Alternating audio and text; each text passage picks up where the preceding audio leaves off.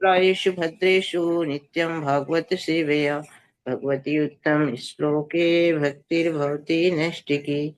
कृष्णाय वासुदेवाय देवकी नंदनाय च नन्दगोपकुमाराय गोविन्दाय नमो नमः। मुखं करोति वाचालं पङ्गुं लङ्घयते गिरिं यत्कृपातमहं वन्दे परमानन्दमाधवम्। ॐ अज्ञानतिमिरान्धस्य ज्ञानाञ्जनशलाकया चक्षुरुन्मीलितं येन तस्मै श्रीगुरुवे नमः। श्रीचैतन्यमनोभीष्टं स्थापितं येन भूतले स्वयं रूपः कदा मह्यं ददाति स्वपदान्तिकं। वन्देऽहं श्रीगुरुः श्रीयुत्पत्कमलं श्रीगुरून् वैष्णवाञ्च श्रीरूपं साग्रजातं सहगणरघुनाथान्वितं तं सजीवं साद्वैतं सावधूतं परिजनसहितं श्रीकृष्णचैतन्यदेवं श्रीराधाकृष्णपादान् सहगणललिता श्रीविशाखान्वितांश्च। हे कृष्णा करुणा सिन्धु दीनबन्धु जगत्पते गोपेश गोपिका कान्त राधाकान्त नमस्तुते ते। तप्तकाञ्चन गौराङ्गी राधे वृन्दावनेश्वरी वृषभानुसुते देवी प्रणमामि हरिप्रिये। वाञ्छाकल्पतरुभ्यश्च कृपा सिन्धुभ्यैव च पतितानां पावनेभ्यो वैष्णवेभ्यो नमो नमः। जय श्री कृष्ण चैतन्य प्रभु नित्यानंद श्री अद्वैत गदाधर शिवासादि गौर भक्तवृंद। हरे कृष्णा कृष्ण कृष्णा हरे हरे हरे राम राम राम हरे हरे। हरे कृष्णा सभी को दंडवत प्रणाम। हरे कृष्णा माता जी। माता जी वो जो राधे जय जय माधव वाला को गाना है क्या? हाँ जी।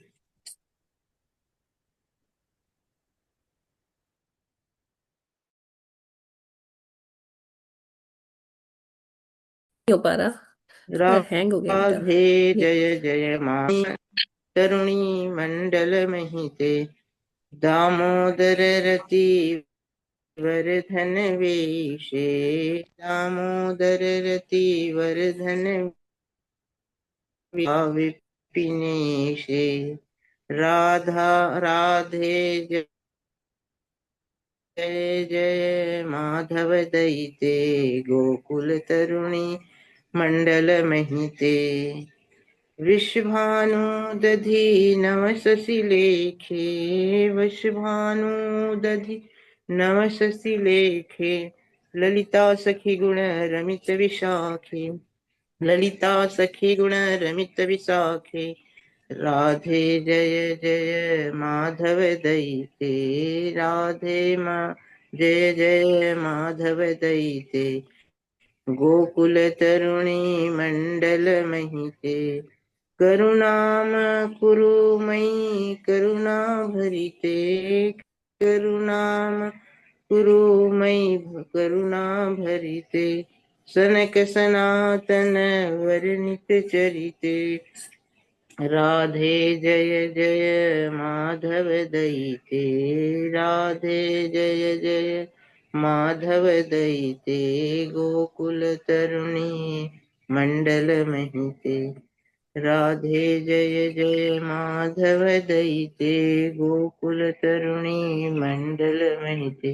हरे कृष्ण माता जी सभी को दंडवत प्रणाम। हरे कृष्णा।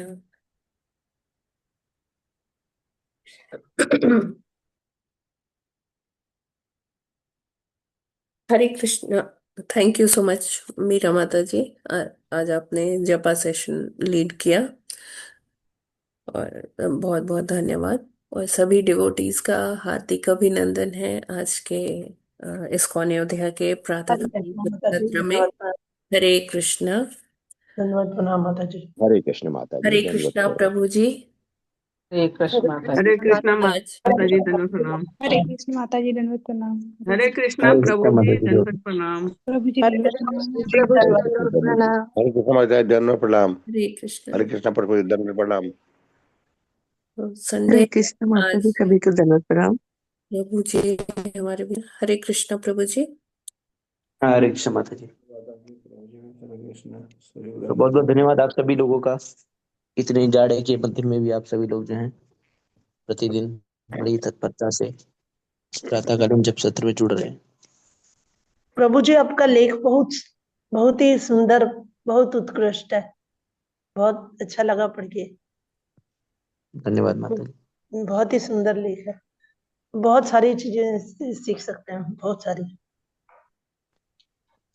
कौन तो सा आज लेख है माता जी, अलग से कोई आया है क्या? प्रभु जी का।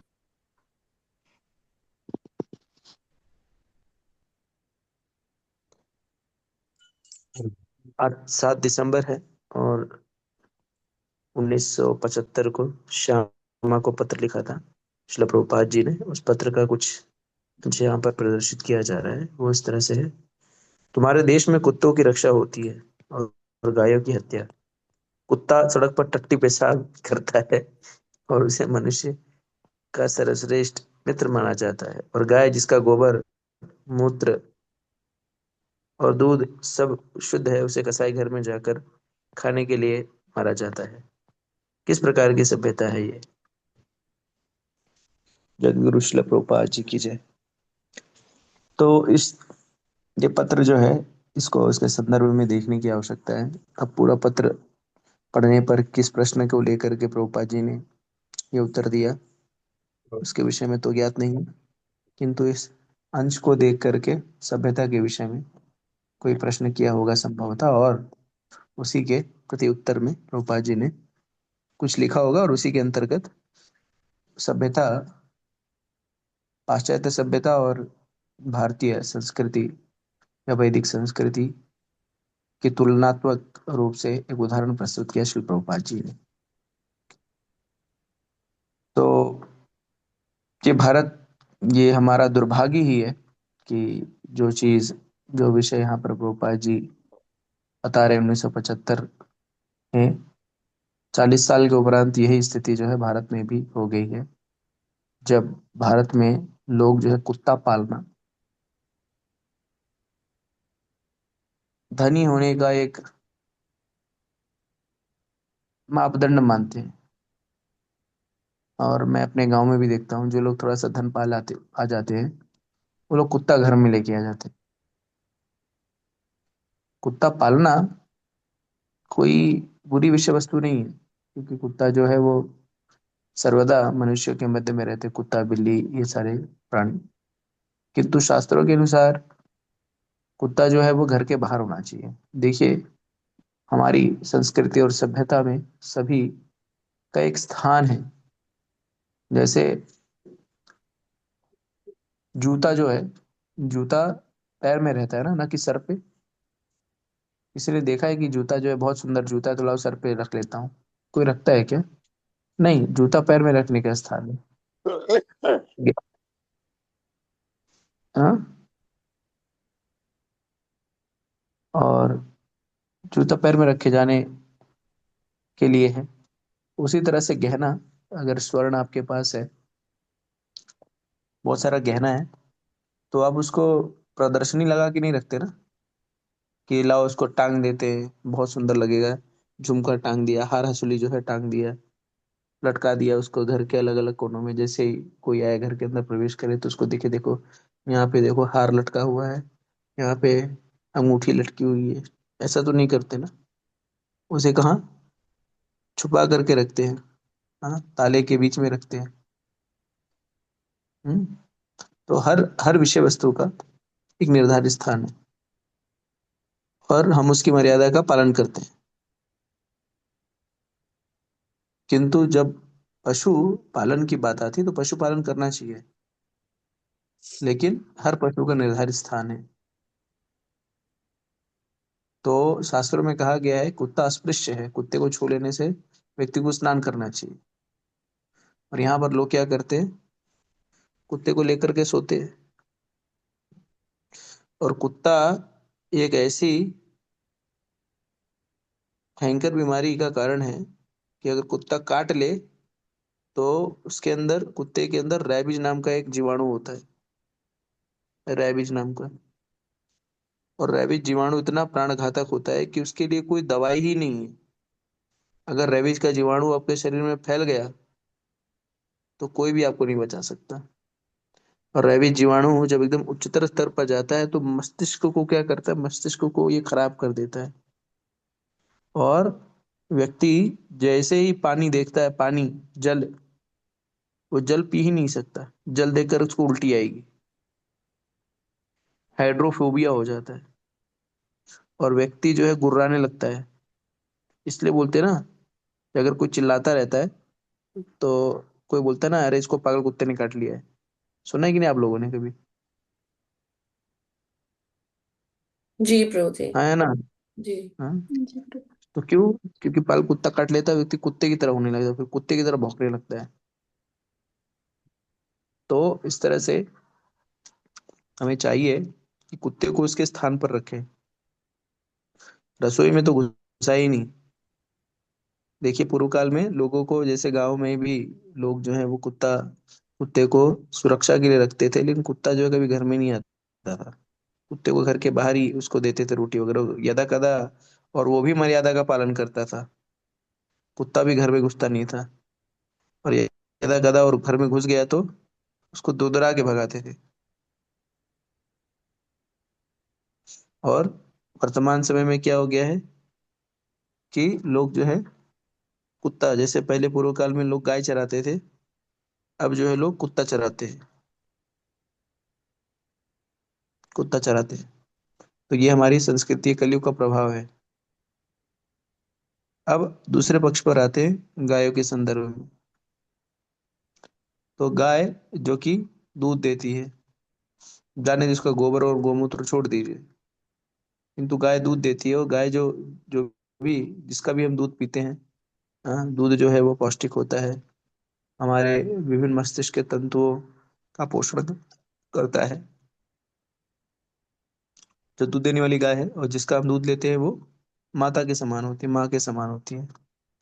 उस जीव को, हमारे राष्ट्र की विडंबना है कि उस जीव की नृशंस हत्या की जा रही है। नृशंस और नियोजित, मैं कहता हूँ। क्यों? क्योंकि भारत में बहुत सारे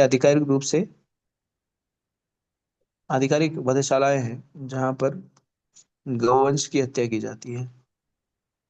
और ये भारत का दुर्भाग्य ही है कि भारत जो है विश्व का सबसे बड़ा गोमांस का निर्यातक है। सबसे ज्यादा गोमांस की, पाश्चात्य जगत के लोग जो है गोमांस का भक्षण करते हैं। तो सारा गोमांस जो है सबसे बड़ा निर्यात जो है भारत से होता है। भगवान को कहा जाता है नमो ब्राह्मण देवाय गो ब्राह्मण हिताय च जगत हिताय कृष्णाय गोविंदाय नमो नमः। तो कृष्ण जो है गो ब्राह्मण के हितकारी हैं। गाय और ब्राह्मण, तो ब्राह्मण से पहले गाय का संवर्धन करते हैं भगवान, क्योंकि भगवान का नाम गोपाल है। कुत्ता पाल नहीं है, स्वानपाल। हाँ, स्वानपाल नहीं कहते, गोपाल कहते हैं। भगवान को गो प्रिय है, कुत्ता नहीं प्रिय ऐसा नहीं है। कुत्ता प्रिय है। कुत्ते को लेकिन ब्रज में बाहर ही रखते थे, द्वार के बाहर ही। उसको चराते नहीं थे, तो गाय चराते थे। क्यों? क्योंकि गाय जो है वो, गाय में सभी 33 करोड़ देवी देवताओं का निवास रहता है। तो इस राष्ट्र में जहाँ पर गाय जो है माता के स्वरूप में कहा जाता है, वहां पर, क्योंकि गाय से उत्पन्न जो भी सारी चीजें होती है वो शुद्ध होती हैं। प्राय किसी का मल, हाँ, कोई भी जीव हो उसका मल जो है वो अस्पृश्य ही रहता है। किंतु गाय एकमात्र ऐसी प्राणी है जिसके मल का भी जो है, शास्त्रों ने कहा है कि उसका मल मल भी जो है वो शुद्ध है। और कोई भी शुद्ध कार्य करने के लिए, विशुद्ध कार्य, पूजा पाठ से संबंधित कार्य किया जाता है, तो गाय के गोबर से लिपाई होती है, क्योंकि शुद्धता का प्रतीक है। अभी हम लोग हाल ही में गए थे मदुरई। तो मदुरई में, दक्षिण भारत में अभी भी ये परंपरा जो है वो जीवित है। हम मदुरई में गए थे मीनाक्षी मन का दर्शन करने के, तो इस्कॉन केंद्र जो था, जो लोग गए थे उन्होंने देखा कि वहां पर वो कच्चा नहीं था। जो मंदिर के सामने का प्रांगण था वो कच्चा नहीं था, किंतु उसको भी लीपा गया था गोबर से, और रंगोली बनाई गई थी। और दोपहर का समय था कि उन्हें लग रहा था कि इतने सारे भक्त आ रहे हैं तो उसको देखेंगे, या इस तरह से। तो गोबर से लिपा गया था उसे। तो गोबर जो है वो शुद्धता का प्रतीक है, पवित्रता। और जो गाय का मूत्र होता है वो भी पवित्र होता है। अगर आप देखिए, भगवान का अभिषेक, भगवान के अभिषेक में गोमूत्र की भी आवश्यकता पड़ती है। भगवान गाय के मूत्र से भी स्नान करते हैं। जो पंचगव्य होता है उसमें 5 चीजें क्या है? शहद को छोड़ दिया जाए, बाकी सारी चीजें, शहद और गंगा जल को छोड़ दिया जाए तो बाकी सारी चीजें गोदपादी है। और तो और, आप सभी लोगों ने मृदंग देखा होगा। मृदंग देखा है नहीं? देख सकते। हाँ यार। जी प्रभु जी, देखा है। हाँ, तो मृदंग जो होता है, मृदंग की जो खोल होती है, जिसे बंगाल में खोल कहते हैं, खोल, ढोल नहीं पाएगा तो खोल बोलते हैं। तो खोल की जो खोल होती है, मृदंग का जो वो जिसपे पीटते हैं, वो जो पीटने वाला वो रहता है, वो गाय का ही रहता, गाय का ही चमड़ा रहता है। तो इस तरह से हमें समझना होगा कि हमारी जो संस्कृति है वो संवर्धन से संबंधित संस्कृति है। आधुनिकता के दौर में हम सभी जो है गोपालन करना छोड़ दिए हैं। और विडंबना देखिए कि अब जो है शुद्ध दूध अब प्राप्त करके अब हम मिलावटी दूध पी रहे हैं। मिलावटी दूध पी रहे हैं। तो गोपालन अगर किसी के पास व्यवस्था है तो उसे अवश्य गोपालन करना चाहिए। और अगर जैसे प्रभुपाद जी कहते हैं, और बहुत ग्रामीण अंचल में तो आप देखते हैं कि बहुत सारे लोग जो हैं उनके पास अ, कोई बाहर का आय का साधन नहीं है। गोपालन करते हैं, गाय का दूध उत्पन्न होता है, उससे दूध दही घी को जो है बेचते हैं और अपना जीविकोपार्जन कर रहे हैं उस तरह से। किंतु गाय जो कि किंतु गाय को वध करना ये सबसे जघन्य अपराध है। और जिस जिस स्थान पर भी अगर शास्त्रों को देखा जाए, तो जहां पर भी हमारे देश में, हमारे राष्ट्र में, या पूरे विश्व में, मैं पूरे विश्व की सामूहिक रूप से बात कर रहा हूँ यहाँ पे, कि पूरे विश्व में जो है अशांति पसरी हुई है, उसका मूलभूत कारण यही है कि मूक मूक जीवों की, जो मूक बधिर जो जीव हैं, उनका नृशंस हत्या किया जा रहा है अपना पेट भरने के लिए। गाय ही नहीं, बहुत सारे जीव, बकरी बकरा, बहुत सारे जीवों को मारा जा रहा है।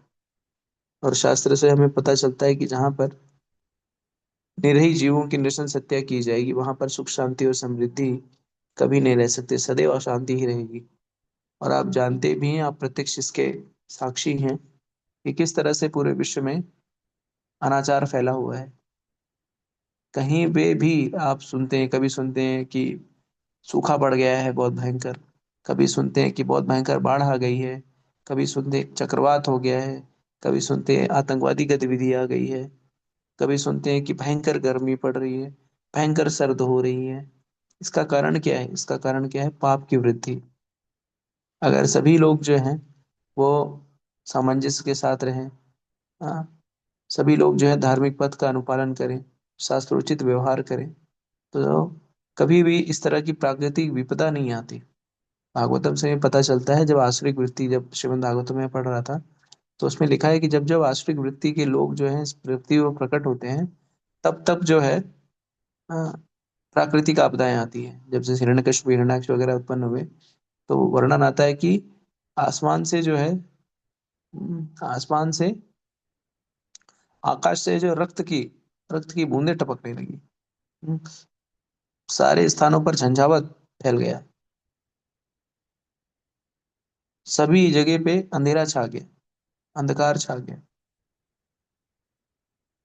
तो प्रभुपाद जी लिखते हैं, अगले श्लोक में बताया गया है कि जब ऐसी अवस्था होती, बाढ़ आ गई, नदियां जो है उफान मारने लगी, तो उसमें प्रभुपाद जी तात्पर्य में लिखते हैं, श्लोक में लिखते हैं, इतना मुझे स्मरण नहीं है, किंतु लिखा हुआ है कि अगर कहीं भी प्राकृतिक विपदा आ रही है, इसका अर्थ है कोई आश्रय वृत्ति का जो है व्यक्ति जन्म लिया है।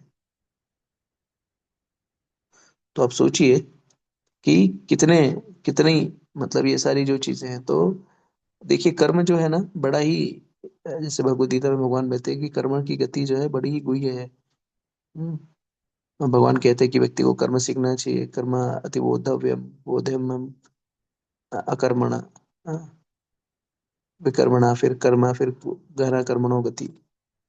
तो हमें समझना होगा कि कर्म की गति जो है बहुत ही गुही है, जटिल है, और किस कर्म का कर्मफल कब मिले कोई जानता नहीं है, और तुरंत हम करते हैं कुछ नहीं होता।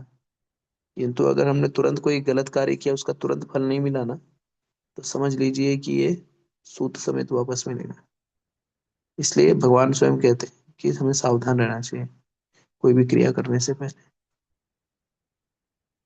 तो ये जो नाना प्रकार का दुष्कर्म, दुराचार, अनाचार, जीव हत्या के रूप में फैला हुआ है, ये सब बड़ा ही घातक है, और इसका परिणाम स्वरूप ही जो है सारे जो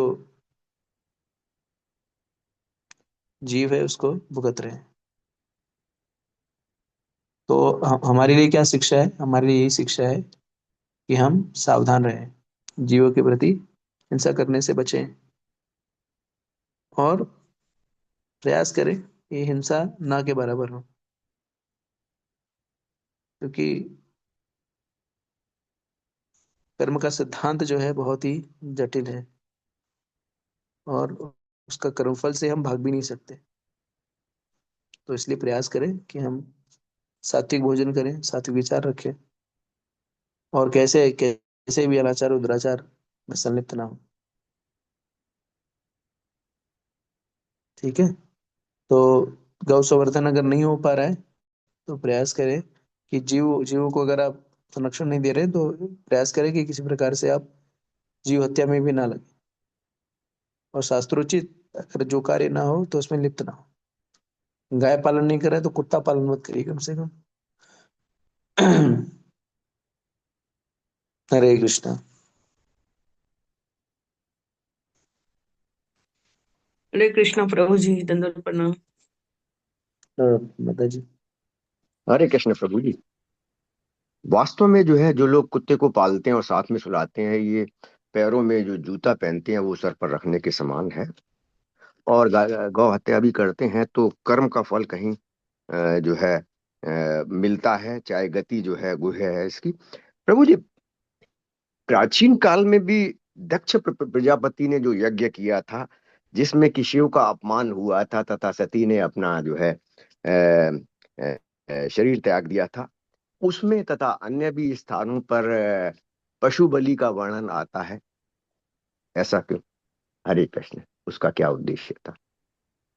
इसलिए तो कलयुग में पशु बलि जो थी, पूर्व काल में जो पशुओं का वध किया जाता था, उन्हें सुंदर गति प्राप्त होती, मंत्रोच्चारण के साथ। जो ब्राह्मण होते थे इतने योग्य होते थे कि उन्हें मनुष्य शरीर प्रदान करते थे, कि उनकी जो है 84 लाख योनियां कट के वो मनुष्य शरीर उनको मिल जाता था, क्योंकि वो भगवान की प्रसन्नता के लिए या आध्यात्मिक उन्नति के उद्देश्य से पशु का वध किया जाता था। और वो वध जो है उसमें खाने के लिए नहीं कि सब लोग मांस पर, उसके अलावा आज जो है अब हम लोग जो है उत्सव मनाते हैं, अलावा आज खाते हैं, उस वजह से नहीं। और वो लोग खाने का वर्णन कभी नहीं है, और मंत्रोच्चारण से उन्हें मनुष्य योनि प्राप्त होती थी। किंतु वर्तमान समय में ऐसी कोई व्यवस्था नहीं है, इसलिए कलयुग में जो है संन्यास और इस तरह का जो है पशु बलि इत्यादि वर्जित किया है। ठीक है। हाँ, हरे कृष्ण प्रभु। हरे कृष्ण।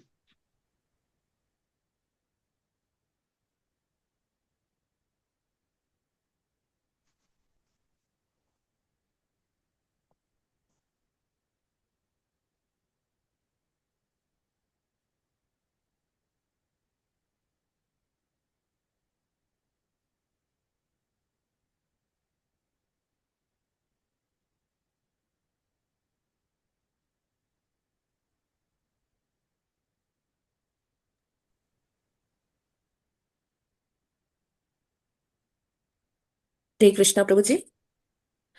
जी माता जी। जी, आप तृतीय स्कंद के 32वें अध्याय का 28वां श्लोक करना है आज। लक्ष्मण टीम का है। हरे कृष्ण। ज्ञानमेकं पराचीने इंद्रियैर्ब्रह्म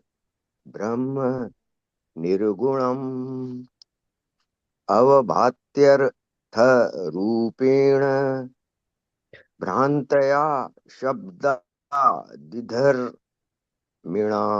हरे कृष्ण।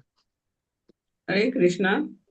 ज्ञानमेकं प्राचीनैरिन्द्रिये भ्रमनिर्गुणम् अवभात्य भ्रान्त्या शब्दादिधमिना। हरे कृष्ण। हरे कृष्ण। ज्ञानमेकं पराचीनैरिन्द्रिय ब्रह्म निर्गुणम् अवभात्यर्थ रूपेण भान्त्या या शब्द दिधमणि मीणा। हरे कृष्ण। हरे कृष्णा। ज्ञानमेकं पराचीनेन्द्रिय ब्रह्म निर्गुणम् अभात्यार्थरूपेण भ्रान्त्या शब्दादि धर्मिणा। हरे कृष्णा। हरे हरे कृष्ण कृष्ण। माता जी, सभी को दंडवत प्रणाम। ज्ञान में कम पराचीन है, वि इंद्रिय ब्रह्म है, निर्गुणम अवभात्यर्थ रूपेण भ्रांत्या शब्दादि धर्मिणा। हरे कृष्ण माता जी, सभी को दंडवत हरे कृष्ण। प्रणाम। ज्ञानमेकं पराचीने इन्द्रिये ब्रह्मा निर्गुणम् अविभाति अर्थरूपेण भ्रान्त्या शब्द आदि धर्मिणः। हरे कृष्ण। हरे हरे कृष्ण। कृष्णा। ज्ञानमेकं पराचीनैरिन्द्रियैर्ब्रह्म निर्गुणम् अवभात्यर्थरूपेण भ्रान्त्या शब्दादिधर्मिणा। हरे कृष्ण। हरे कृष्णा। ज्ञानमेकं पराचीने इन्द्रिये ब्रह्म निर्गुणम् अवभात्यर्थरूपेण भ्रांत्या शब्दार्थी धर्मिणा। हरे कृष्णा माता जी। हरे कृष्णा प्रभु जी, सभी को दंडवत प्रणाम। हरे हरे कृष्ण। कृष्णा। ज्ञानमेकं पराचीन इन्द्रिये ब्रह्म निर्गुणम् अव्यवहार्थ अर्थ रूपेण भ्रांत्या शब्द आदि धर्मिणा। हरे कृष्णा। सभी को दंडवत प्रणाम। हरे कृष्णा।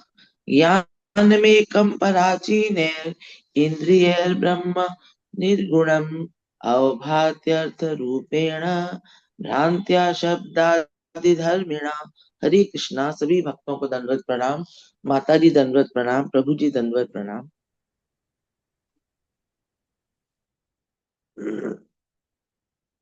हरे कृष्ण। ज्ञानमेकं पराचीनैरिन्द्रिय ब्रह्म निर्गुणम् अवभात्य अर्थ अर्थरूपेण भ्रांत्या शब्दादि धर्मिणा। हरे कृष्णा। हरे कृष्ण। ज्ञानम एक प्राचीन इंद्रिय ब्रह्म निर्गुणम अवभाति अर्थ रूपेण भ्रांत शब्द आदि धर्मिणा। हरे कृष्ण। सभी को दंडवत प्रणाम।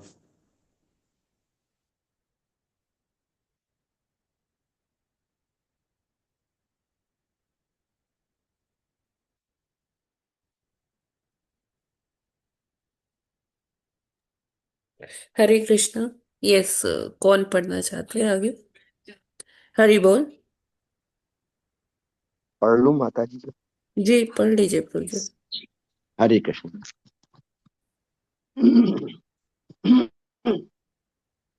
ज्ञानम ज्ञान एकम एक पराचीन है परांग मुख इंद्रिय इंद्रियों के द्वारा ब्रह्म परम सत्य निर्गुणम भौतिक गुणों से परे अवभाति प्रकट होता है अर्थ रूपेण विभिन्न विषयों के रूप में भ्रांतिया भूल से शब्द इत्यादि धर्मणा युक्त। अनुवाद तथा तात्पर्य शील प्रभुपाद जी द्वारा जगत गुरु शील प्रभुपाद जी की जय। अनुवाद। जो अध्यात्म से परामुख है वे परम सत्य परमेश्वर को तार्किक इंद्रिय प्रतीत के द्वारा अनुभव करते हैं। अतः भ्रांतिवश उन्हें प्रत्येक वस्तु साक्षेप प्रतीत होती है। तात्पर्य। परम सत्य श्री भगवान एक हैं, किंतु अपने निराकार पहलू के द्वारा सर्वत्र व्याप्त हैं। इसका श्रीमद् भगवद गीता में स्पष्ट उल्लेख है। भगवान श्री कृष्ण कहते हैं कि जो कुछ भी अनुभव किया जाता है वह मेरी शक्ति का ही विस्तार है।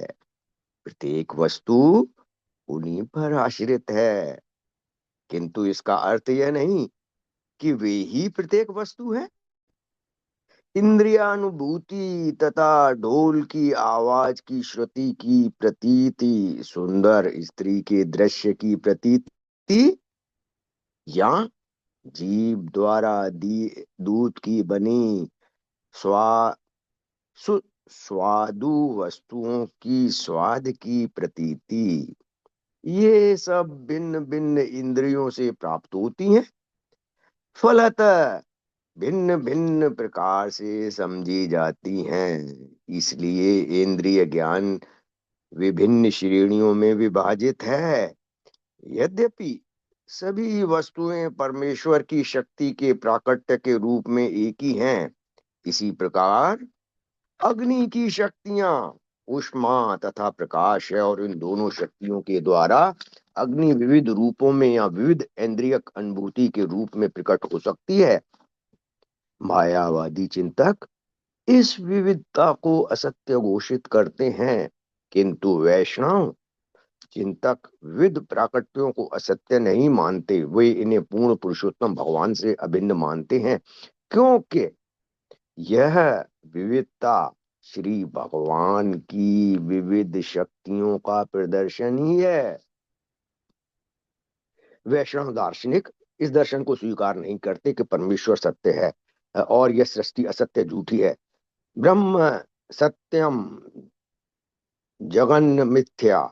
यद्यपि यह उदाहरण दिया जाता है कि सभी चमकने वाली वस्तुएं सोना नहीं होती, किंतु इसका अर्थ यह भी नहीं होता कि चमकने वाली वस्तुएं असत्य हैं। उदाहरण, सीपी सुनहली प्रतीत होती है, इसका सुनहला रंग आंखों की प्रतीति के कारण होता है, किंतु इसका अर्थ यह नहीं है कि सीपी असत्य है।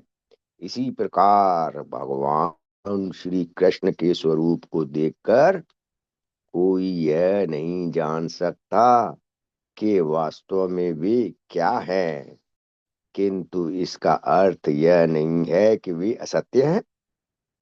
श्री कृष्ण के स्वरूप को ज्ञान ग्रंथों में यथा ब्रह्म संहिता में वर्णित स्वरूप के आधार पर जाना जाता है। ईश्वर परम कृष्ण सच्चिदानंद विग्रह पूर्ण पुरुषोत्तम भगवान श्री कृष्ण का आध्यात्मिक शरीर शाश्वत तथा आनंदमय है। अपनी अपूर्ण अनुभूतियों के कारण हम भगवान के रूप को समझ नहीं पाते। हमें उनके विषय में ज्ञान प्राप्त करना होता है, इसलिए यहाँ पर ज्ञानम एकम कहा गया है। श्रीमद् भगवत गीता इसकी पुष्टि करती है कि जो लोग भगवान श्री कृष्ण को देखकर उन्हें सामान्य व्यक्ति समझते हैं वे मूर्ख हैं। वे पूर्ण पुरुषोत्तम भगवान के असीम ज्ञान, शक्ति तथा ऐश्वर्य को नहीं जानते।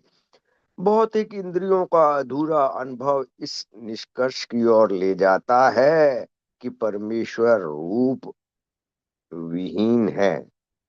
इस प्रकार की अधूरी मानसिक अनुभूति के कारण बद्ध जीव भ्रामक शक्ति या माया के वशीभूत होकर अज्ञान में रहता है। परम पुरुष को श्रीमद् भगवद गीता में उन्हीं के द्वारा उच्चारित वाणी से समझा जा सकता है, जहां वे स्वयं कहते हैं कि उनसे श्रेष्ठ कुछ भी नहीं है और निराकार ब्रह्म तेज उन्हीं के व्यक्तित्व के आधार पर टिका हुआ है। श्रीमद् भगवद गीता की शुद्ध एवं पूर्ण दृष्टि से की तुलना गंगा नदी से की जाती है। गंगा जल इतना शुद्ध है कि उससे गधे तथा गायें भी शुद्ध हो जाती हैं, किंतु यदि गंगा की उपेक्षा करके कोई गंदे नाले के जल से शुद्ध होना चाहे तो वह सफल नहीं होगा। इसी प्रकार मनुष्य केवल शुद्ध परमेश्वर के मुखार बिंद से ही सुनकर शुद्ध ज्ञान प्राप्त कर सकता है।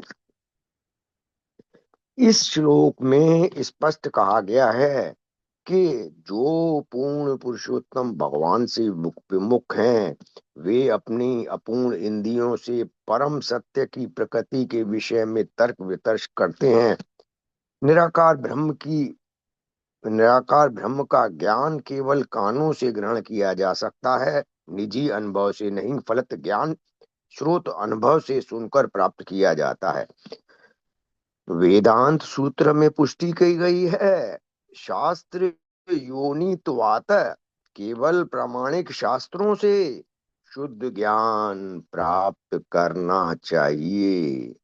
अतः परम सत्य के विषय में तथाकथित काल्पनिक तर्क व्यर्थ हैं।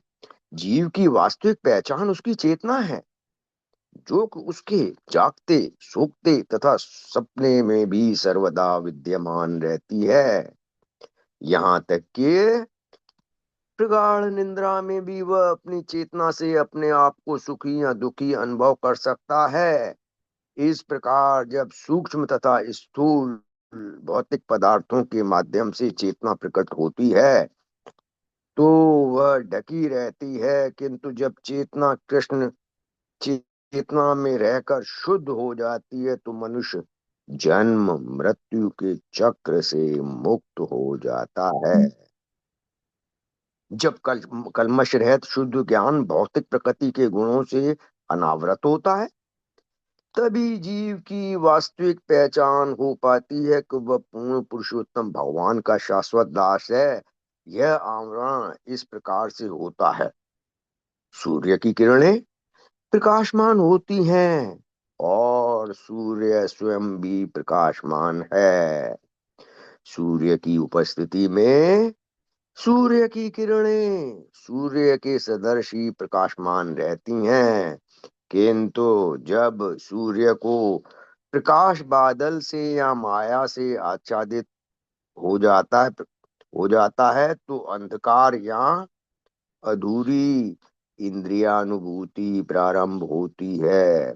अतः अज्ञान के अंधकार से बाहर निकलने हेतु मनुष्य को अपनी आध्यात्मिक चेतना या कृष्ण चेतना को शास्त्रानुमोदित विधि से जगाना होता है। हरे कृष्ण।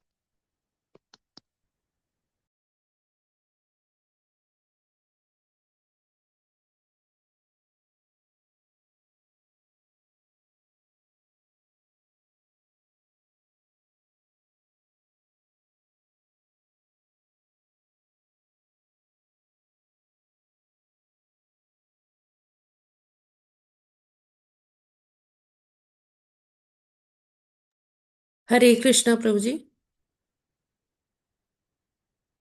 हरे कृष्णा। हरे कृष्णा माता जी। माता जी तो बहुत हरे बहुत कृष्ण धन्यवाद। बड़े ही प्रभु। रोचक तरीके से किशोर को कृष्ण किशोर प्रभु ने बड़े ही रोचक तरीके से पढ़ा और बचपन की याद आ गई। जिस तरह से कथाएं वगैरह जब सुनाया जाता था, तो बहुत बहुत बहुत बहुत धन्यवाद प्रभु। तो इस श्लोक में मूलभूत रूप से हमें समझना होगा, प्रभु यहाँ पे कहा जा रहा है जो अध्यात्म से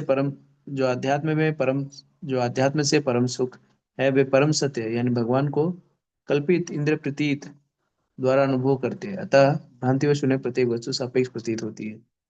तो हमें समझना होगा कि भगवत भक्ति में जो उन्नत हैं उनको भगवत अनुभव करने के लिए अत्यधिक प्रयास करने की आवश्यकता नहीं होती।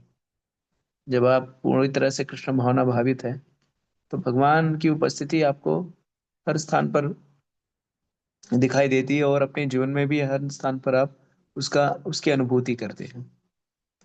और भगवान भक्तों के इच्छा के अनुसार, उनकी आकांक्षा के अनुसार स्वरूप धारण करते हैं और अपने आप को प्रकट करते हैं।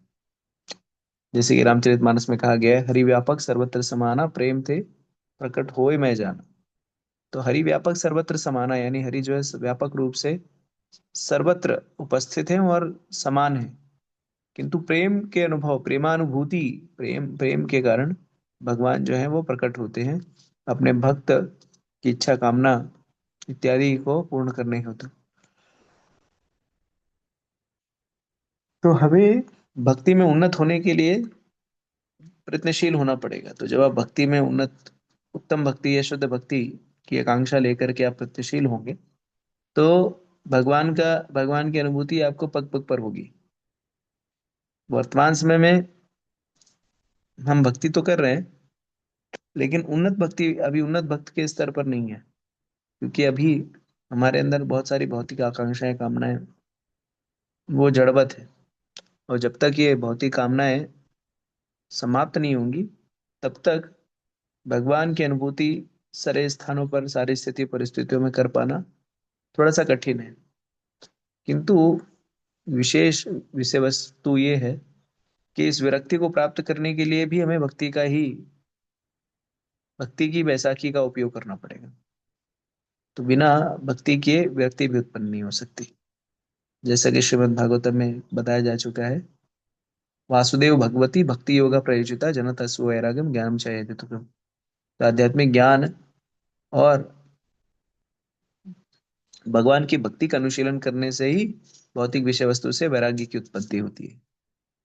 तो आप जितना अधिकाधिक हरे कृष्णा कृष्णा कृष्णा हरे हरे, हरे राम राम राम हरे हरे, इस हरिनाम, इस पवित्र पावन नाम का जितना भी ध्यान पूर्वक कीर्तन करते हैं, जप करते हैं, उतनी ही तीव्रता से हमारे भौतिक आकर्षण को कम करता है और हमारे भौतिक चीजों के प्रति जो आकांक्षा है, उसकी जो गांठ है, उसकी परतों को ये खोलता है।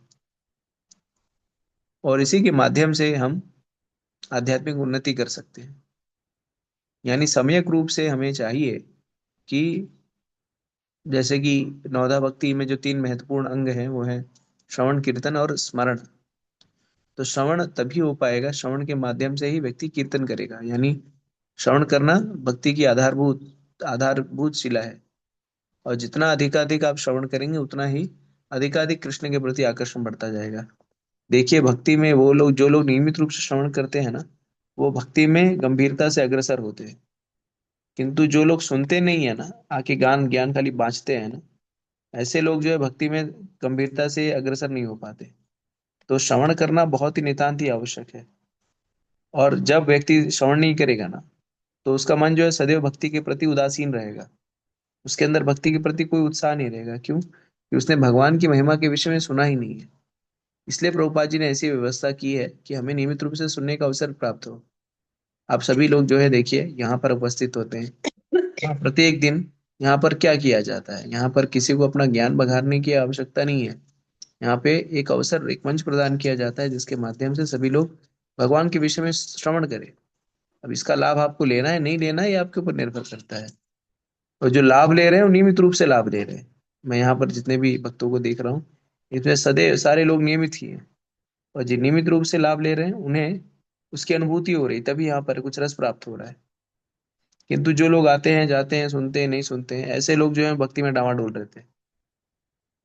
तो सुनने का अर्थ ही नहीं कि यहाँ पर खाली अपनी उपस्थिति दर्ज करा दी, आपका नाम दिख रहा है। जो चर्चा हो रही है, उसको भी ध्यानपूर्वक सुनने की आवश्यकता है, और उसको जिज्ञासा भी करने की आवश्यकता है, प्रश्न भी करने की आवश्यकता है। और जब आप श्रवण करते हैं और जो प्रश्न पूछता है, कई बार लोगों को प्रश्न अच्छा नहीं लगता, प्रश्न पूछा जाए। किंतु मुझे अगर कोई प्रश्न पूछता है, तो बहुत आनंद आता है। कम से कम वो श्रवण तो कर रहा है, उसके अंदर जिज्ञासा तो है। किसी उसके अंदर किसी विषय को लेकर के अगर कोई भ्रम है, तो व्यक्ति दूर करने का प्रयास कर रहा है। और जितने लोग प्रश्न पूछते हैं, वो लोग भक्ति में जो है लंबी दौड़ के लंबी लंबे समय तक टिकते हैं। मैंने देखा बहुत सारे उदाहरण, मैं स्वयं बहुत सारे प्रश्न पूछता हूँ और पूछता था। किंतु जो लोग प्रश्न नहीं पूछ रहे हैं ना, चुपचाप बैठे हैं, तो या तो वो खिसकने वाले हैं, या तो संभवतः हो सकता है रुक भी सकते हैं। तो हमें चाहिए कि हम जो भी श्रवण करें, उस पर मंथन करें, मनन करें, और उसके सार को ग्रहण करें। और सारा जो ये प्रकल्प है, उसका मूलभूत उद्देश्य है कि आप सभी जो है भक्ति के मार्ग पर गंभीर बने। और इसके अलावा और कोई कोई योजना नहीं है, इसके अलावा और कोई, इसके पीछे कोई षड्यंत्र नहीं है। सारा षड्यंत्र है, सारी व्यवस्था इसी व्यवस्था को बनाए रखने के लिए कि आप सभी लोग अधिकाधिक भगवान के विषय में श्रवण करते रहे। और जितना भी श्रवण करेंगे कृष्ण के विषय में, उतना ही कृष्ण के प्रति आकर्षण होगा। क्योंकि अगर श्रवण नहीं है ना, तो कीर्तन भी नहीं है। जो लोग श्रवण नहीं कर रहे हैं ना, वो नाम जप भी नहीं कर पाएंगे। तो नाम जप करने के लिए भी हमें श्रवण करने की आवश्यकता है। और जब नाम जप करेंगे, श्रवण करेंगे, कीर्तन करेंगे, तो उसके बाद मनन भी सरल हो जाएगा। कि अंतोद्गतवा लक्ष्य क्या है? कृष्ण का सदैव स्मरण बना रहे और कृष्ण का कभी विस्मरण ना हो। तो हमें ये नहीं देखना है कि हमारे साथी क्या कर रहे हैं, हमारे साथी ये कर रहा है क्या, हमारा साथी आ रहा है क्या या नहीं आ रहा है क्या। हमें अपने, हम सभी लोग इस जगत में स्वार्थी हैं। सारा काम करते हैं तो हम लोग किसी को पूछते हैं क्या, फलाना तू कर रहा है क्या, तब मैं करूंगा। बाकी सारे कार्य हम करते समय किसी से हम कोई जानकारी नहीं लेना चाहते, कोई हम उनसे सहमति नहीं लेते। लेकिन जब भक्ति की बात आती है तो संभवतः हम सहमति लेते लगते हैं। अच्छा आप चलोगे क्या मंदिर? नहीं नहीं, मैं नहीं जाऊंगा। तो नहीं, शॉपिंग करने के लिए कोई नहीं बोलता है। जब कीनी खरीदारी होता है, गहना कोई खरीदने जाता है, तो किसी को नहीं बताता कि मैं गहना खरीदने जा रहा हूँ, तुम भी चलोगे क्या? नहीं। लेकिन मंदिर अगर किसी को जाना है, अरे आप चलोगे तो मैं चलूंगा, नहीं तो नहीं, आप जुड़ोगे तो मैं जुड़ूंगा। तो इस तरह की मनोधारणा और मनोदशा से हमें ऊपर उठना चाहिए। क्योंकि ये हमारा परम लाभ है, इसमें हमारा परम लाभ है। क्योंकि हमारी जब हम जब जाएंगे, इस शरीर को त्यागेंगे, तो अकेले ही जाएंगे। और हम सारे लोगों की जो परीक्षा है, या जो हमारा जो हमारी जो कसौटी होगी, वो हमारे कर्मफलों के अनुसार होगी। तो हमें हर विषय वस्तु में साथ देखना चाहिए, सहमति लेनी चाहिए। किंतु जहां तक भक्ति की बात है ना, भक्ति से संबंधित कार्य है ना, उसमें हमें किसी की सहमति या किसी का अनुशंसा या अनुकंपा या किसी का साथ नहीं ढूंढना चाहिए। क्योंकि इसमें ही हमारा परम लाभ है। ठीक है। तो भगवान के साथ हम सभी का संबंध है। हम सभी को इस संबंध को प्रगाढ़ करना चाहिए और प्रयास करना चाहिए कि अधिकाधिक हम नित्य निरंतर, नित्य प्रतिदिन उसमें हमारा वर्धन हो।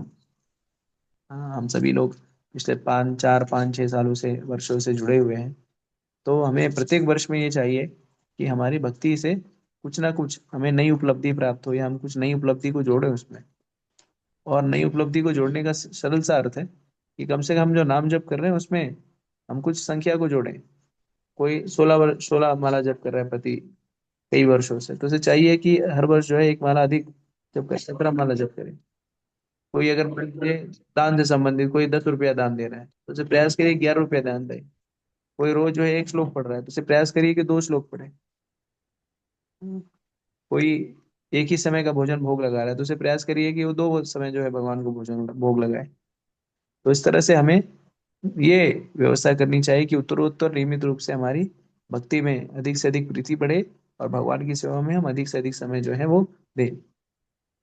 और इस तरह से जब हम अधिक अपने आप को भगवान की सेवा में संलिप्त करते जाएंगे, तो हमारा जो बौद्धिक विकास होगा, और हमारी जो दृष्टि है, जैसे यहाँ पे बताया गया है कि हम जब पूरी तरह से भक्ति में कृष्णमय हो जाएंगे, तन मन से रच बस जाएंगे कृष्ण, तो सर्वत्र जो है हमें कृष्ण की उपस्थिति का आभास होगा। और कोई ऐसा एक क्षण नहीं होगा जब हम कृष्ण की अनुभूति नहीं करेंगे। जैसे भगवान भगवद गीता में ही कहते हैं, यो मां पश्यति सर्व सर्वम च में पश्यति, तस्य हम न प्रणश्यामि स च न में प्रणश्यति। हाँ, तो जो सर्वत्र मुझे देखता है, मैं भी उसे सर्वत्र प्राप्त होता हूँ। और जो मुझे नहीं देखना चाहता, मैं उसको प्राप्त भी नहीं होता। ठीक है। तो इस तरह से हमें इस हरिनाम रूपी अस्त्र का उपयोग करना चाहिए, नाम जप करना चाहिए। और इस मनुष्य जीवन, ये जो दुर्लभ मनुष्य जीवन जो हमें प्राप्त हुआ है, उसके अवसर का लाभ लेते हुए हमें जीवन के परम लक्ष्य को प्राप्त करने का प्रयास करना चाहिए। और वो संभव होगा जब हम ध्यान पूर्वक नाम जप करेंगे। हरे कृष्णा कृष्णा कृष्णा हरे हरे, हरे राम राम राम हरे हरे। किसी का कोई प्रश्न है तो पूछ सकते हैं, प्रश्न जिज्ञासा है तो पूछ सकते हैं।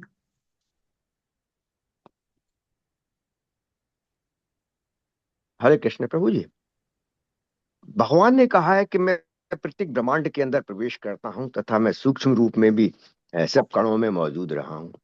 भगवान ने यह भी कहा है कि मैं संपूर्ण भौतिक जगत मेरे अव्यक्त रूप द्वारा व्याप्त है तथा मैं ही इसका सृजन एवं विनाश करता हूं।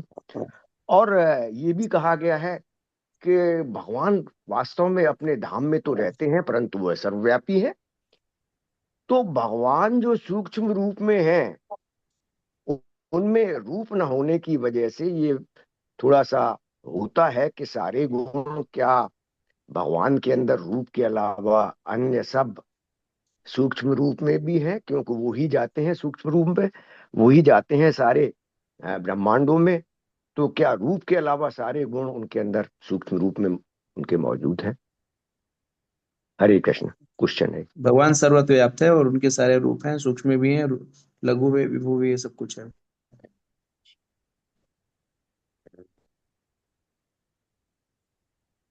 हाँ प्रभु जी, क्वेश्चन ये था कि क्या सारे गुण उनके अंदर सूक्ष्म में भी मौजूद हैं, जी जी, रूप न मौजूद होने है के ना, अलावा? उपस्थित हैं, उपस्थित हैं। हरे कृष्ण।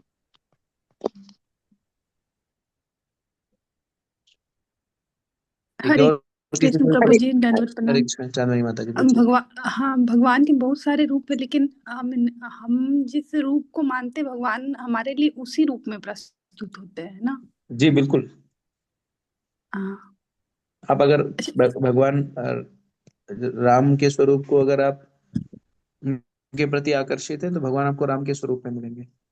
आप कृष्ण के प्रति आकर्षित है तो कृष्ण रूप में। आप जिस हरे रूप में भी कृष्ण। भगवान को भजेंगे उस रूप में प्राप्त होंगे। जी प्रभु जी। प्रभु जी, एक और प्रश्न पता नहीं सोच रही थी पूछना चाहिए कि नहीं। पूछिए पूछिए पूछिए। आ, आप बोलते हैं कि हर साल एक माला बढ़ा देनी चाहिए, लेकिन हर साल जैसे अभी 2025 से 26 होगा, तो ऐसा थोड़ी होगा कि 24 घंटा अभी ये साल मिल रहा, अगले साल से आपको 25 घंटे मिलेंगे। हर साल समय तो उतना ही रहेगा, 24 का 24 ही घंटा रहेगा। और हर साल आपका इन्फ्लेशन भी बढ़ेगा, इन्फ्लेशन बढ़ेगा, दैट मीन्स आपको ज्यादा काम करना पड़ेगा, तो आपकी डिमांड अगले साल और ज्यादा भौतिक कार्यों में ज्यादा है। तो हर साल एक माला कैसे बढ़ेगा? बढ़ेगा ना माता जी, समय समय का वाली कौन है? कृष्ण ओ, है, ठीक है। हाँ, कृष्ण। ठीक है, तो आप देखिए, आप प्रयास तो करिए, भगवान उसी 24 घंटे में 48 घंटा बना देंगे। आप सोचिए, जब रासलीला हो रही थी तो एक रात्रि की रासलीला थी, ठीक है, जी लेकिन भगवान ने अपने इच्छा से वो रात्रि कई युगों के समान वो रात्रि चली गई, तो उसी समय को उन्होंने बढ़ा दिया। तो आप देखेंगी कि भगवान ही आपको समय देंगे। तेषाम सतत युक्ता नाम भस्ताम प्रीति पूर्वकम ददामि बुद्धि योगम तम येन मामुपयांति थे। तो भगवान ही आपको बुद्धि देंगे उसी समय को ना। वही 24 घंटा 48 घंटा हो जाएगा आपका। तो बढ़ा के देखिए तो एक बार, नहीं होगा तो घटा दीजिएगा, कोई दिक्कत नहीं, लेकिन प्रयास करिए। जी प्रभु जी, बहुत अच्छा, हम्म। धन्यवाद। और भगवान की दया से आप सोचिए, 192 माला करने का वो है, समझ लीजिए। तो हम लोग तो 192 साल जीने वाले नहीं है। तो तो हमारे लिए संभव नहीं है, लेकिन आप प्रयास करेंगे तो समय बढ़ जाएगा, सब कुछ सही हो जाएगा। ठीक है, प्रयास करके देखिए। जी प्रभु जी, धन्यवाद। हरे कृष्ण। हरे कृष्ण। हरे कृष्ण प्रभु जी। हरे कृष्ण माता। पंचांग प्रणाम माता जी को, पंचांग प्रणाम सभी भक्तों को, पंचांग प्रणाम। प्रभु जी बिल्कुल सही कहा, हमें प्रयास करना होगा। कोई भी चीज है, जैसे हमें उठना भी है सुबह, तो हमें जब तक खुद हम कोशिश नहीं करेंगे, प्रयास नहीं करेंगे, तो हम कर ही नहीं पाएंगे। जैसे आज मुझे अपना से सर्च करना था, नेट नहीं चला, और सुनने की मतलब इतनी ललक है, इतना आज बेचैन हो गई थी मैं। और अभी आपकी आवाज सुनते ही मुझे प्रभु जी ने श्लोक पढ़ा, और तब चालू हो पाया नेट। तो एक वही लगता है कि हमारी लगन जग जाती है, हम इस लक्ष्य की ओर चलते हैं, तो वो हमें मिलता जाता है रास्ता। तो प्रयास हमें ही करना पड़ता है उसके लिए। हरे कृष्णा भैया, तो उसके लिए क्षमा चाहती हूँ माता जी आपसे। और मैंने नरसिंह कवच पढ़ना था, मैं नहीं पढ़ पाई सुबह, नेट नहीं चल रहा था। और अब सुन के आप लोग के आवाज और श्रवण से ही आनंद आ गया। हरे कृष्णा, धन्यवाद प्रभु जी, हरे कोई कृष्णा। बात नहीं माता जी, कल पढ़ लीजिएगा। और वैसे भी आज प्रभु जी को लेक्चर देना होता है, तो अच्छा, जी ज्यादा से ज्यादा टाइम हम श्रवण कर पाए प्रभु जी के जी जी, से, तो वो समझता ज्यादा हूँ अच्छा है। तो वो कल आप पढ़ लीजिएगा। नहीं धन्यवाद नहीं, माता ऐसा जी। नहीं है माता जी कि मैं कोई बहुत बड़ा महात्मा नहीं हूँ, मुझे श्रवण करने की आवश्यकता है। जो दैनिक रूप से जो नियम है उसका पालन करिए, और हम अधिक से अधिक भगवान का गुणगान सुनेंगे तो उससे हमें लाभ प्राप्त होगा। नहीं, एक्चुअली प्रभु जी ऐसा था कि इधर ना कई भक्त जो है वो बहुत स्वास्थ्य उनका सही नहीं था। तो कल भी हम लोग ने नारायण कवच पढ़ा था और राम रक्षा स्तोत्र पढ़ा जी था।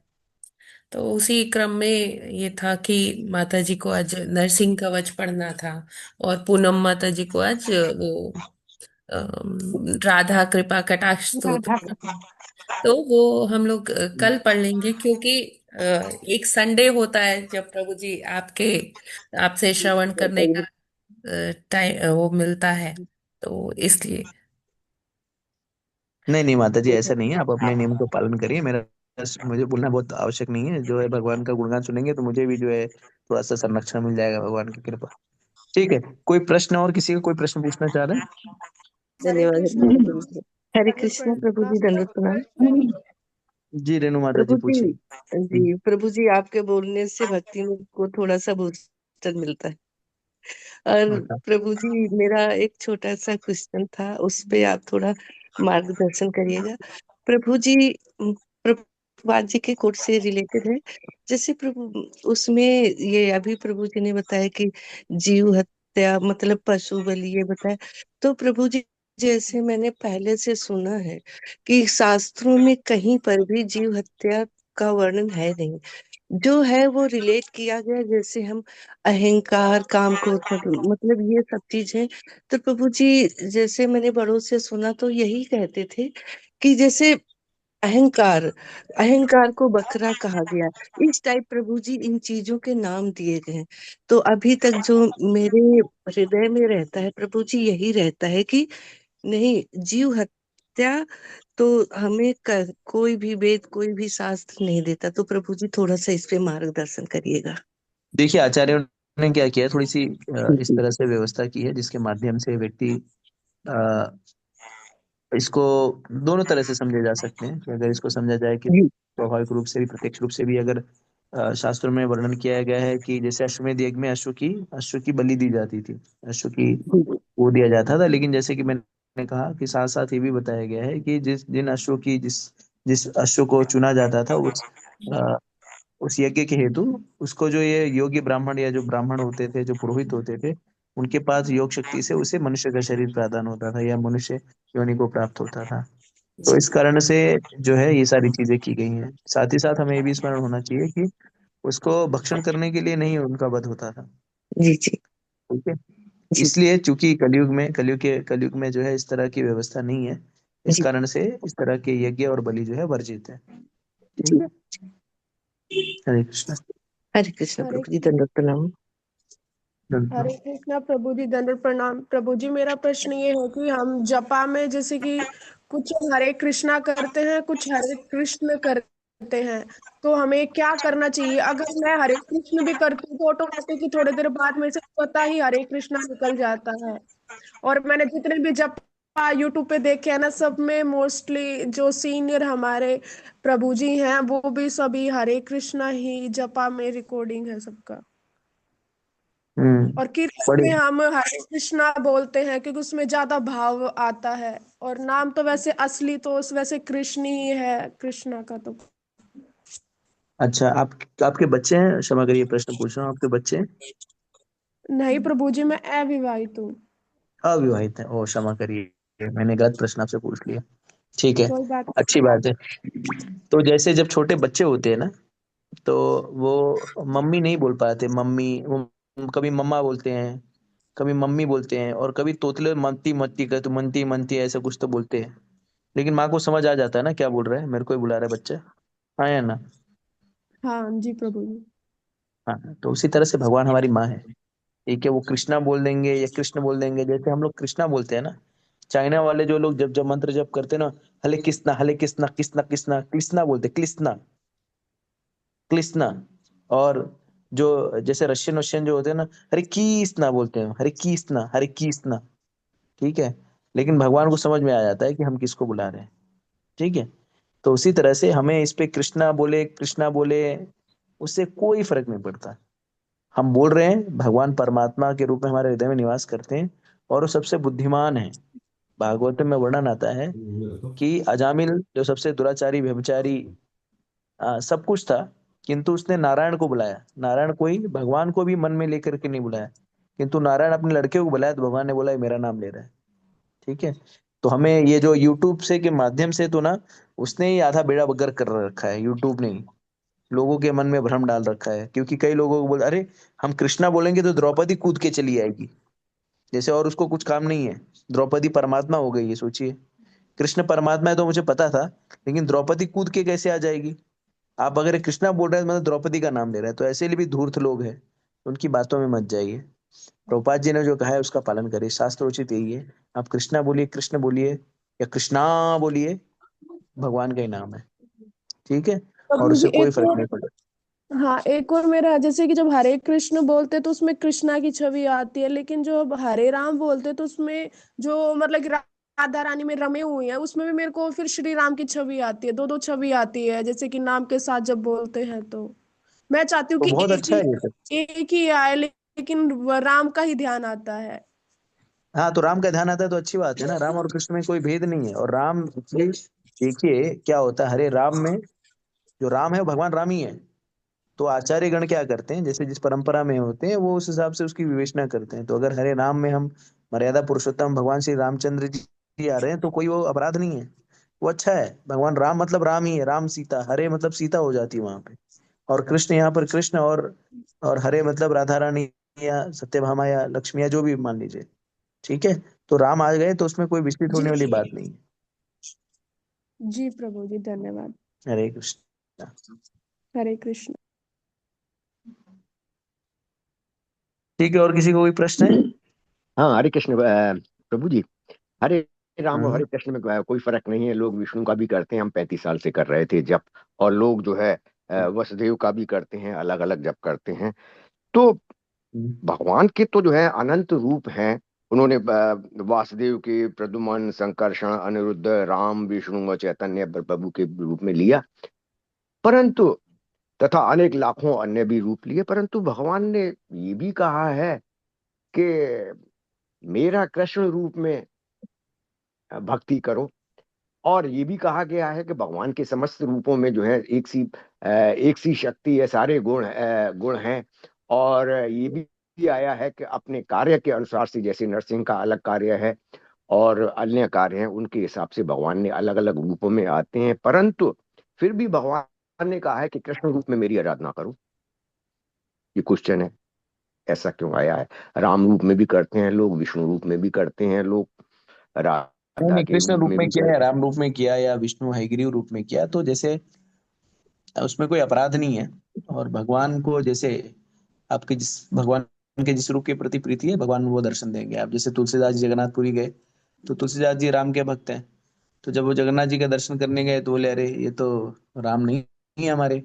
फिर वो बाहर आ गए, फिर वो आराम किए। फिर भगवान स्वप्न में बोले अरे मूर्ख, अरे तुलसीदास जी आप क्यों विचलित हो रहे हो, आप आओ दर्शन देता हूँ मैं आपको। और फिर वापस जब गए तो भगवान तीर धनुष के साथ दिखाई दिया, राम लक्ष्मण। तो आप किसी भी रूप में, ऐसा कोई आवश्यक नहीं कि आपको ये रूप वो रूप, आप जिस किसी भी रूप के प्रति आपका आकर्षण हो भगवान के, उस रूप का आप ध्यान कर सकते हैं, उसकी भक्ति कर सकते हैं, कोई दिक्कत की बात नहीं। ठीक है, हरे कृष्ण प्रभु। हरे कृष्णा जी। और किसी का कोई प्रश्न है? प्रभु जी प्रश्न तो नहीं है, एक टिप्पणी है। एक साइंटिस्ट हुए डॉक्टर मदन मोहन बजाज, तो उन्होंने अपने रिसर्च में बताया कि ये जो जानवरों लोग की हत्या की जाती है तो उनका जो ये होता है, दर्द होता है, उससे ना भूकंप तरंगे ये पैदा होती है। तो उन्होंने अपना एक ऐसा रिसर्च पेपर पब्लिश किया है, उनकी कोई बुक भी है, एटो एट इटोमोलॉजी ऑफ अर्थक्वेक, उसमें बताया है उन्होंने। संभव है माता जी, क्योंकि शास्त्रों में भी कहा गया है कि जहाँ पर निशंस पशुओं की हत्या की जाती है इस तरह की, तो वहाँ पे प्राकृतिक आपदाएं अपने आप स्वाभाविक रूप से आती है। क्योंकि वो पीड़ा और दर्द जो है कहीं ना कहीं तो मानव समाज के ऊपर उसका लगेगा ना। जी प्रभु जी। ठीक है, और किसी का कोई प्रश्न कृष्णा है, जिज्ञासा है? हरे कृष्णा प्रभु जी। जी माता जी, हरे कृष्णा माता जी। प्रभु जी, भगवान या कृष्ण भगवान जो है या कोई भी भगवान है, उनके भक्ति करने के बावजूद भी बहुत लोगों को उनके अस्तित्व पे संदेह होता है, क्योंकि वो दिखते नहीं है। दिखने के लिए कहते हैं दिव्य चक्षु चाहिए, तो दिव्य चक्षु कैसे प्राप्त होते हैं? बिल्कुल, बहुत सुंदर प्रश्न मंजुला माता जी आपने किया। दिव्य चक्षु कैसे प्राप्त होते हैं? तो दिव्य चक्षु जो है ना, वो प्रेम की प्रीति से प्राप्त होते हैं। ठीक है, तो जब आप देखिए, ये भगवान कोई हमारे चौकीदार नहीं है, रामू काका सिक्योरिटी इधर आओ, इस तरह के हम भगवान नहीं है। भगवान जो है विशिष्ट है। एक सामान्य मुख्यमंत्री से हम लोग सब लोग नहीं मिल पाते। हाँ, एक एक विधायक से मिलने के लिए जो है हमें समय लेना पड़ता है। तो भगवान तो सर्व माया दक्षिण प्रकृति सुयते सचराचरम, पूरे जगत के अध्यक्ष है। किंतु फिर भी भगवान इतने सरल हैं कि हम लोगों को अपनी नाना प्रकार की शक्तियों के माध्यम से हमारी सारी आवश्यकताओं को पूर्ण करते हैं और हमारा सहयोग करते हैं। तो अगर हमें भगवान को देखना है ना, जी भगवान से साक्षात्कार करना है ना, तो उनकी भक्ति में अनुरत होना पड़ेगा। ठीक है। जी जैसे मुझे आपके विषय में जानना है तो आपके साथ संबंध स्थापित करना पड़ेगा जी किसी भी माध्यम से। और जैसे जैसे संबंधों में घनिष्ठता होगी वैसे वैसे रहस्योद्घाटन होगा, एक दूसरे के विषय में अधिक अधिक जानेंगे। तो भगवान को आपको देखने की, देखिए भगवान के भक्तों की मनोवृत्ति ही नहीं होती, भगवान को देखना चाहते हैं। वो ऐसी सेवा करना चाहते हैं, ऐसा नाम जप करना चाहते हैं जैसे भगवान उनको देखने के लिए आ जाए। ठीक है। तो हम उस परंपरा में हैं जहाँ पर हम भगवान को देखने की इच्छा नहीं रखते, भगवान हमको प्रकट होकर के दिखाए तब हम भगवान को मानेंगे। भगवान ने भगवद गीता में अपने ऐश्वर्य के माध्यम से बता दिया, जिसको देख करके हम समझ सकते हैं कि भगवान की उपस्थिति यहाँ पर। किंतु हम ऐसी भक्ति करना चाहते हैं कि भगवान स्वयं देखने के लिए आ जाए कि कौन मंजुला पंत है, मेरी इतनी भयंकर भक्ति, लाओ मैं देख के आता हूँ उसको। ठीक है। जी प्रभु जी, हरे कृष्णा, धन्यवाद। हरे कृष्ण। जी प्रभु जी, आपने बिल्कुल सही कहा। मैं भी कुछ कहना चाहती हूँ इसमें कि जी जी। वाकई भगवान भावों से, और हमारा कृष्ण भावनामृत नाम ही है संघ का, और भावना भावों से और उससे बने हुए बिना भक्ति से, तो वो प्रेम ही चाहते हैं, प्रेम का ही आदान प्रदान करना है हमें। तो बहुत सुंदर है कि हम अपने भावपूर्ण से भक्ति करें, उनका भाव की भूखे हैं भगवान कहते भी हैं कि हम जिस भाव से उन्हें याद करते हैं, प्रेम करते हैं उनको, तो वो वैसे ही हमको भक्ति प्रदान करते हैं। तो जी भावों जी। से ही वे प्रेम पूर्ण प्रेमा भक्ति ही भक्ति है, यही ऐसा मैं सोचती हूँ। हरे हरे कृष्ण। कृष्ण प्रभु जी, यहाँ एक चीज क्लियर हम करना चाहते हैं कि अनादिकाल से संशय का भाव लोगों के बीच में अधिकतर जो है इस पृथ्वी लोक पर इसलिए है क्योंकि अनादिकाल से लेके शास्त्राध्ययन इतना नहीं हो पाया है, जिसकी वजह से कि बचपन से लेके लोग देखते आ रहे हैं कि देवी देवताओं की पूजा करनी है, भगवान की भी करनी है, शिव की भी करनी है, गणेश जी भी करनी है, साईं बाबा की भी करनी है, इसकी भी करनी है, देवी भी करनी है। तो जब शास्त्र का अध्ययन नहीं होगा तो यही मालूम नहीं है कि भगवान कौन है। तो जो भगवत की भक्ति में आते हैं तब भी संशय बना रहता है कि बचपन से जो देखा 10 20 30 40 50 80 साल से वो सही था कि ये सही है, तो संशय बना रहता है। तो वो फिर भक्ति से ही, जब भगवान कृष्ण की भक्ति करते हैं, भगवान विष्णु की भक्ति करते हैं, तभी वो संशय मुश्किल से दूर होते हैं, और होते होते भी बीच में आते हैं। हरे कृष्ण प्रभु जी। हरे कृष्ण प्रभु जी, दंडवत प्रणाम। मेरा एक प्रश्न है, जैसे कि कुछ भक्तगण जैसे वृंदावन गोवर्धन वगैरह परिक्रमा करते हैं, वो कहते हैं जैसे कि उन्हें भगवान आए थे किसी बाल रूप में, उन्हें मार्ग बता के गए, अलग अलग उनके अनुभव होते हैं, वो मतलब कि शेयर करते हैं। तो मतलब कि उनकी भाव, उनकी श्रद्धा इतनी ऊंचाई तक होती है कि भगवान आते और उन्हें अनुभव देते हैं। और एक और प्रश्न ये है कि कुछ जैसे कि भक्त होती है जो कि श्री कृष्ण को अपना पति रूप में, क्योंकि भगवान को किसी भी भाव में हम उन्हें मान सकते हैं, तो वो जो मानती हैं उनके साथ जैसे विवाह भी करती है और उन्हीं को ही अपना पति मानते हैं, तो क्या यह भी सही है? मतलब इस तरह से किया जा सकता है? कर सकते हैं। भगवान जो संबंध तो बनाना ही पड़ेगा ना, साख्य भाव, दास्य भाव, वात्सल्य, माधुर्य। तो क्योंकि अलग अलग। गोपी और ये जो बोले कि ये भाव तो बहुत ऊंचे हो गए ना। हम तो जैसे कि हमारी इस परंपरा में हम तो दास और दासी का ही भाव होता है, तो उनका जो माधुर्य जो भाव है उनका। नहीं नहीं, ठीक है। तो जैसे हमें सीधा माधुर्य भाव में कूद नहीं जाना है। ठीक है। तो हम जिस परंपरा में है उस परंपरा में हम दास्य भाव में हैं, दास्य रस में हैं, तो हमें उस रस के अनुरूप कार्य कर देंगे। और जब हम देह त्यागेंगे तो जो हमारा भगवान से जो भी संबंध रहेगा, जिस भी रस में संबंध रहेगा, वो संबंध हमें प्राप्त हो जाएगा। तो मान लीजिए हम भगवान के साथ माधुर्य रस में थे आध्यात्मिक जगत में, तो हम माधुर्य रस को प्राप्त करेंगे। ठीक है। तो इसके लिए हमें जो है अपने दास्य के भाव को बनाए रखना है। आचार्यगण जो बता रहे हैं, नाम जप करने की प्रक्रिया, वो सब प्रक्रिया को पालन करना है। बाकी हम किस रस में है, वो रस जो है अपने आप ही प्रकट हो जाएगा। हरे कृष्ण प्रभु और जी, और लेकिन हमें सहज सहजिया, एक्चुअली कई बार क्या होता है ना, लोग जो है भक्ति के नाम पर जो सहजिया लोग होते हैं, वो इस तरह का मनोभाव बता देते हैं कि गोपी हूँ, पुरुष रहेंगे तो अपना साड़ी वाड़ी पहन के नाचेंगे कूदेंगे। तो उस तरह से हमें कृत्रिम, और रूपा जी बताते हैं, वो बोलेंगे मैं गोपी हूँ, उसके बाद जाकर के वहां पर हाँ पर प्रजल्प करेंगे, बीड़ी पियेंगे, शराब पियेंगे। तो ये सब जो है सहजिया भाव से भी हमें बचना चाहिए। तो हमारे पास अभी जो हमारा जो स्वरूप है वो अपने आप ही प्रकट होगा। कम से कम साधना भक्ति के नियमों को तो पालन करने, धीरे धीरे जो है भाव और प्रेम का स्तर बहुत ऊंचा होता है। तो पहले नाम जप कर ले, अनर्थ अनर्थ से यानी पूर्ण शुद्ध नाम जप कर ले, फिर ये बाकी सारी चीजें आएंगी। जी हरे यस कृष्ण प्रभु प्रभु जी, लेकिन तो जैसे जो जाते हैं भक्तगण जो कि यात्रा उधर करते हैं, उन्हें जैसे अनुभव होते हैं भगवान के, क्या ये उनको कहते हैं कि भगवान आ गए, भगवान मुझे जैसे बालक के मान रूप एक में आ मानव जाओ। पहली मानव बात तो हमें मतलब कि समझना उनके तो होगा। ज्ञान नहीं, ये चक्षु जो मतलब उनको क्या वो चक्षु बाद में नहीं नहीं नहीं पहचानते नहीं हैं, मतलब कि उस टाइम पे रियलाइजेशन नहीं होता। क्या ये बातें ऐसी होती है? क्या ये नहीं सत्य नहीं, होता अगर है? अगर देखिए, क्या अगर वो लोग चीजें कहते हैं ना सच- मुझे भगवान आके मार्गदर्शन दे दिए, कृष्ण है मुझे, तो एक तो व्यक्ति जो एकदम शुद्ध भक्त होगा, भगवान उसके पास आकर के उसको मार्गदर्शन करेंगे। और अगर अगर आप देख रहे हैं वो उनको भगवान का दर्शन देने के बाद भी अपने जंजाल में फंसे हुए हैं, तो वो खाली ऐसे उनको अपना मनोभ्रम या अपना जो है भाव बढ़ाने के लिए हमको भगवान मार्गदर्शन दे दिए, बालक के रूप में आए। क्या होता है ना, कई बार लोग कथा सुनते हैं आचार्यों का, तो फिर उनको लगने लगता है कि यार ये आया, ये लगता है कृष्ण आ गए क्या मेरे लिए। तो अपनी योग्यता भी देखनी चाहिए कि हमें कृष्ण हमें आएंगे मार्गदर्शन देने के लिए क्या। हम्म। हरे कृष्ण प्रभु जी, वही हमारी ये शुद्ध भक्ति अभी होगी प्रभु जी तो यदि आए भी होंगे तो भी हमें ऐसी बातों को गुप्त ही रखेंगे, और क्योंकि उसका फिर भाव और भी लेंगे ना, तो उससे इंटेंसिटी उसकी रिड्यूस हो जाएगी, नहीं तो। ठीक है, कर सकते हैं, बिल्कुल।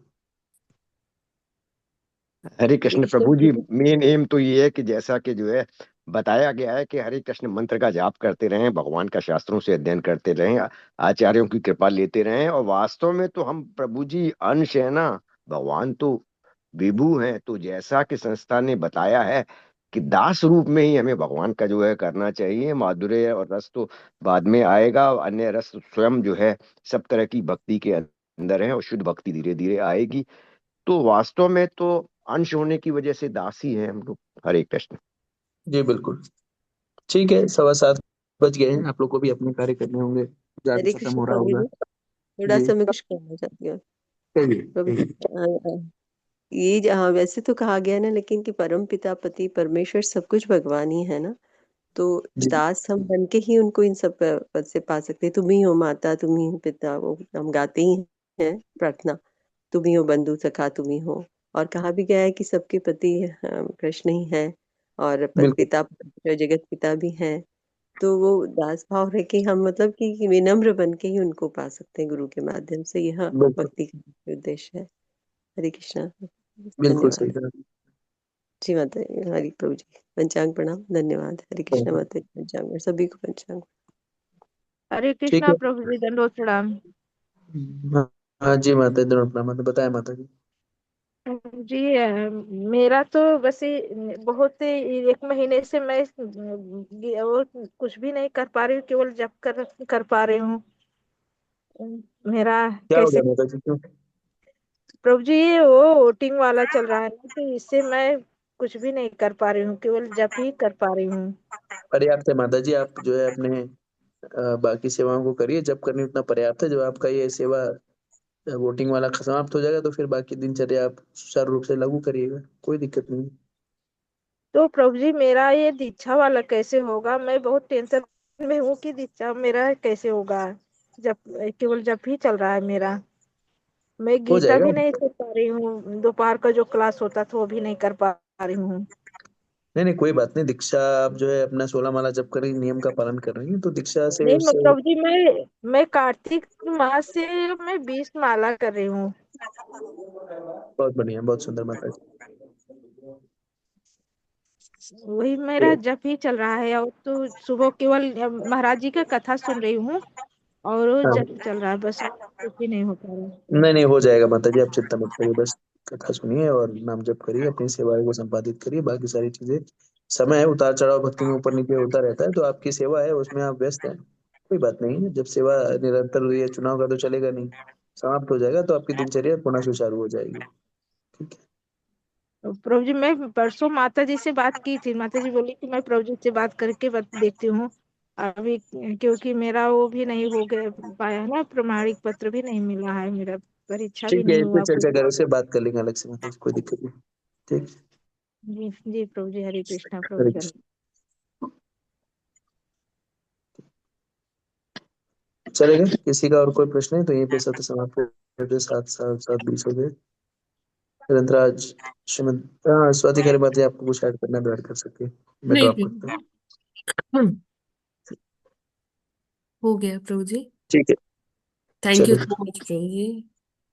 धन्यवाद प्रभु। ग्रंथराज श्रीमद् भागवतम की जय, जगद्गुरु जय श्रील प्रभुपाद की जय, श्री गुरुदेव की जय। ओम तत्सत। हरे कृष्णा कृष्णा कृष्णा हरे हरे राम राम राम हरे हरे। जय गुरुदेव, जय श्री प्रभुपाद। हरे कृष्णा, धन्यवाद सभी को। हरे कृष्ण प्रभु जी, हरे दंडवत कृष्णा प्रणाम। पंडित हरे जी, कृष्ण दंडवत प्रभु जी, प्रणाम। कृष्णा सभी वैष्णव को मेरा दंडवत प्रणाम। हरे हरे कृष्ण। कृष्णा प्रभु जी, माता जी दंडवत प्रणाम। कल किसका जपा रहेगा? माता जी मेरा जन्मदिन है, कुछ आधा तो कम से कम हाँ मुझे दे हाँ हाँ, दीजिएगा। यस, आपका और शशि माता जी को। ठीक है, तो माता जी मुझे पहले करना है कि बाद में करना है, ये भी थोड़ा माता जी से पता पड़ गया है। ठीक है प्रभु जी, देख लेंगे कल सुबह। हाँ माता जी देखिए। ठीक, हरे कृष्ण। माता जी हरे कल मेरा जपा है।